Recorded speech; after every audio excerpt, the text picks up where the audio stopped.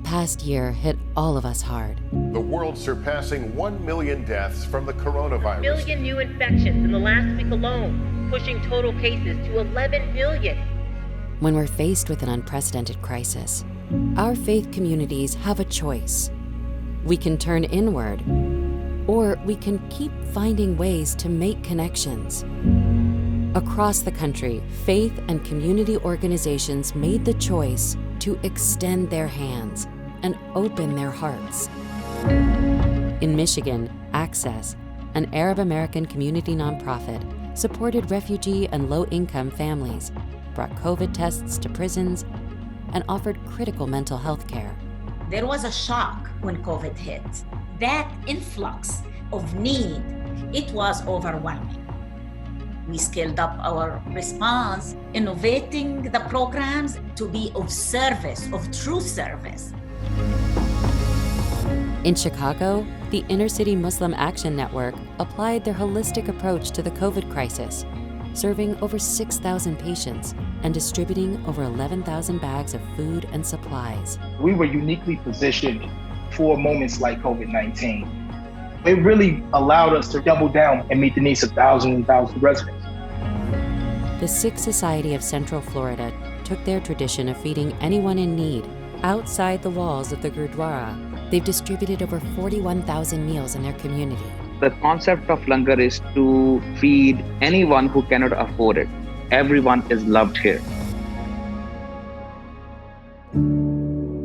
Multiple gunshots are heard. The suspect keeps telling about killing Jews.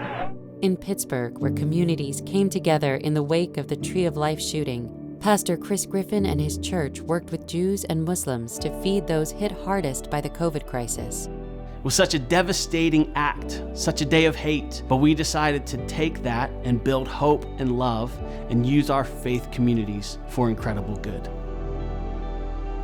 And in Minneapolis, Al Ma'un pivoted their food pantry to a delivery service, bringing food to the doorsteps of the people who needed it.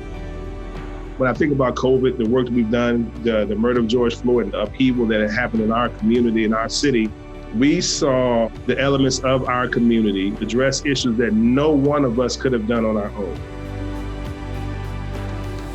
Engaging through Faiths for Vaccines, faith communities transformed their buildings into vaccination sites. To see people come through those doors, get their vaccine, and then get that little card, I think was really important.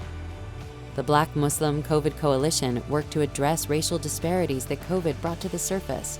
And Jewish communities around the country worked through Bend the Arc to organize in solidarity with their neighbors. Jews across the country have been incredibly motivated and activated.